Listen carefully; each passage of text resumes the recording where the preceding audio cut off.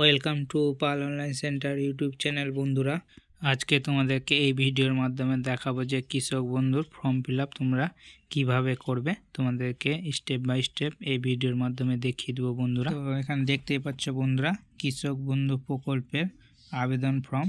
এই ফর্মটা তোমাদেরকে সংগ্রহ করতে হবে দুয়ারে সরকার ক্যাম্প থেকে বা কৃষি আধিকারিক অফিস থেকে। ফর্মটা কিভাবে ফিল আপ করবে এবং এই ফর্মটার সঙ্গে কি কি ডকুমেন্টস জমা দিতে হবে, সমস্ত বিষয়টা আজকে এই ভিডিওর মাধ্যমে তোমাদেরকে জানাবো। তাই তোমরা শেষ অবধি ভিডিওটা দেখতে থাকো, তাহলেই সব জানতে পারবে। এবং যদি আমাদের চ্যানেলে নতুন হও তো অবশ্যই চ্যানেলটাকে সাবস্ক্রাইব করে দিয়ে বেল আইকন অন করে অল নোটিফিকেশন অন করে নেবে। ভালো লাগলে লাইক করবে, বন্ধুদের সঙ্গে শেয়ার করবে, যাতে বন্ধুরা ইনফরমেশনটা পায়। এবং যারা সাবস্ক্রাইব করে হয়েছে তাদেরকে অসংখ্য ধন্যবাদ বন্ধুরা। তো বন্ধুরা, আশা করি তোমরা সকলেই জানো যে দুয়ারে সরকার ক্যাম্প জানুয়ারি মাসের 24 তারিখ থেকে শুরু হচ্ছে। তোমাদের এলাকায় যবে দুয়ারে সরকার ক্যাম্প হবে, সেই ক্যাম্প থেকে তোমাদেরকে এই কৃষক বন্ধু প্রকল্পের আবেদনপত্র ফর্মটা সংগ্রহ করতে হবে বন্ধুরা। বছরের অন্যান্য দিনেও আবেদন করতে চাইলে কৃষি আধিকারিক অফিস থেকে এই ফর্মটা সংগ্রহ করতে পারবে। তো এই ফর্মটা তোমাদেরকে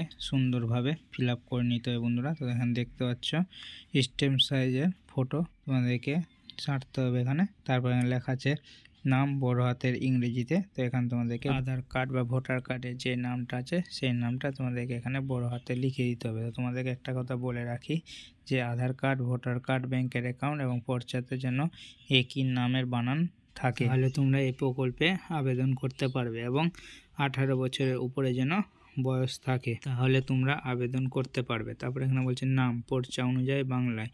তো পর্চা অনুযায়ী তোমরা নামটা এখানে লিখে দিবে বাংলাতে। তারপরে এখানে বলছে বাসস্থানের ঠিকানা, গ্রামের নামটা তোমরা লিখে দিবে।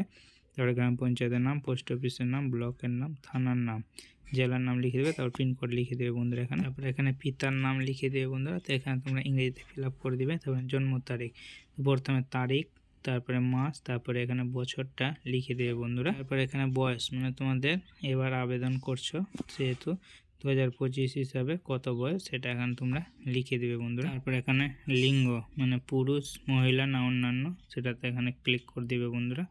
তারপরে শ্রেণী, মানে জেনারেল কাস্টের হয়ে থাকলে সাধারণে ক্লিক করবে, তপশিলি জাতি হলে এখানে ক্লিক করবে, তপশিলি উপজাতি হলে এখানে ক্লিক করবে, আর অনগ্রসর শ্রেণী হলে এখানে ক্লিক করবে। তারপরে কৃষকের ধরন, এখানে তুমি যদি মালিক হও মালিকে ক্লিক করবে, বর্গাদার হলে বর্গাদারে ক্লিক করবে, পাট্টাদার হলে পাট্টাদারে ক্লিক করবে। এখানে বলছে মোবাইল নাম্বার, তো এখানে মোবাইল নাম্বার দিতে হবে। এবং এখানে একটা কথা বলছে যে ব্যাংক অ্যাকাউন্ট ও আধার কার্ডের সাথে যে মোবাইল নাম্বারটা যুক্ত আছে সেই মোবাইল নাম্বারটাই এখানে দিতে হবে বন্ধু। তারপরে বিকল্প মোবাইল নাম্বার থাকলে এখানে দিয়ে দিতে হবে। আধার কার্ডের নাম্বার তোমাদের কিন্তু আবশ্যিক, এখানে আধার কার্ডের নাম্বার দিয়ে দিবে। তারপরে এখানে বলছে ভোটার কার্ডের নাম্বার, ভোটার কার্ডের নাম্বারটা এখানে দিয়ে দিবে। তারপরে কৃষি জমির তথ্য, তো এখানে তোমাদেরকে ক্রমিক নাম্বার দিতে হবে 1 লিখে দিবে। তারপরে এখানে জেলা, তারপরে ব্লক, মৌজা, তারপরে জেল নাম্বার দিয়ে দিতে হবে, খতিয়ান নাম্বার দিয়ে দিবে। তারপরে এখানে চাষযোগ্য জমির পরিমাণ একরে দিতে হবে বন্ধুরা। এখানে তোমাদের যেটা চাষযোগ্য জমি সেই জমির পরিমাণটা এখানে টোটাল করে একরে লিখে দিবে বন্ধুরা। এখানে তোমাদের যদি অন্য মৌজায় যদি জায়গা থাকে তাহলে এখানে তোমাদেরকে 2 নাম্বার দিয়ে তোমাদের মৌজার পুরো ডিটেলসটা তোমাদেরকে এখানে দিয়ে দিতে হবে বন্ধুরা।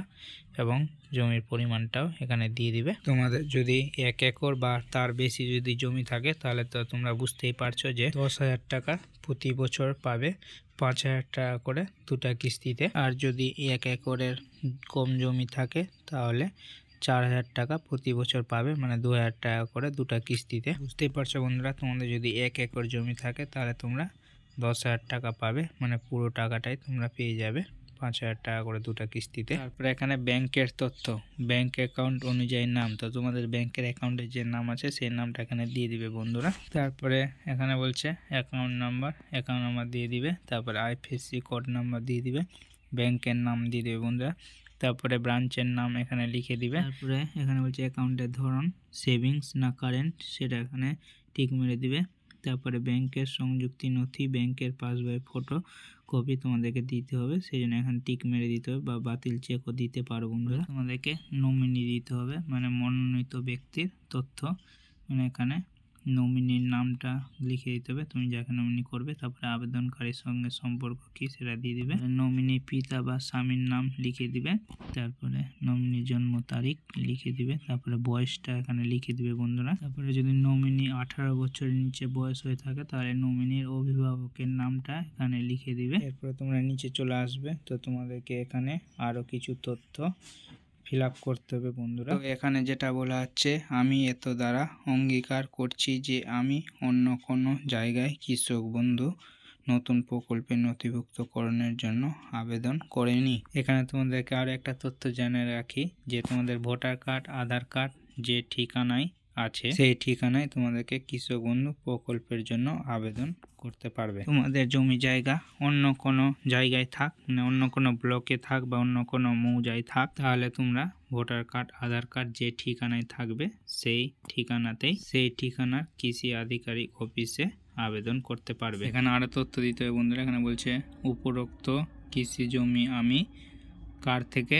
জমিটা পেয়েছেন তার নাম এখানে লিখে দিতে হবে। কিনে থাকলেও আগে যার নামে খতিয়ান বা পর্চা ছিল তার নামটা এখানে লিখতে হবে বন্ধুরা। এখানে কয়েকটা অপশন দেওয়া আছে, সেই অপশনগুলোর মধ্যে এখানে তোমাদেরকে লিখে দিতে হবে। তো এখানে বলছে তোমার ক্ষেত্রে যেটা প্রযোজ্য হবে সেটা এখানে লিখে দেবে বন্ধুরা। তো এখানে বলছে উত্তরাধিকার সূত্রে, ক্রয় সূত্রে, উপহার বা দান বা অন্যান্য, তো যেটা ক্ষেত্রে হবে সেটা এখানে লিখে দেবে বন্ধুরা।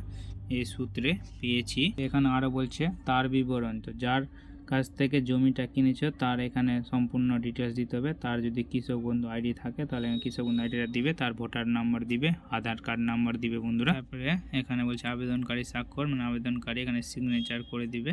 তারপরে এখানে তারিখ দিয়ে দিবে বন্ধুরা। এখানে আছে প্রাপ্তি স্বীকার, তো এই স্লিপটা তোমাদেরকে ছিঁড়ে দিয়ে দিবে যখন জমা করবে। তো এরপরে তোমাদেরকে আরও তথ্য জানিয়ে রাখি যে যখন তোমরা জমা দিবে ফর্মটা তার সঙ্গে কি কি ডকুমেন্টস জমা দিবে সেটা তোমাদেরকে জানিয়ে দিচ্ছি বন্ধুরা। তো ডকুমেন্টস জমা দেওয়ার সময় আবেদনকারীকে আসতে হবে, তার সঙ্গে ভোটার কার্ডের জেরক্স, আধার কার্ডের জেরক্স, তারপরে সিঙ্গেল ব্যাংক অ্যাকাউন্টের জেরক্স দিতে হবে এবং তার সঙ্গে ব্যাংকের বই লাস্ট আপডেট করার জেরক্স দিতে হবে এবং তার সঙ্গে চাষযোগ্য জমির পর্চার জেরক্স দিতে হবে বন্ধুরা। বন্ধুরা জানতেই পারলে যে ফর্মটার সঙ্গে কি কি ডকুমেন্টস জমা দিতে হবে। কৃষক বন্ধুর ফর্ম ফিল আপ করবে 2025-এর দুয়ারে সরকারে, তো সেটা তোমরা জানতে পারলে। তো তোমাদের ভিডিওটা কেমন লাগলো, ভালো লাগলে একটা লাইক করে দিবে এবং শেষ অবধি ভিডিও দেখার জন্য তোমাদেরকে অসংখ্য ধন্যবাদ।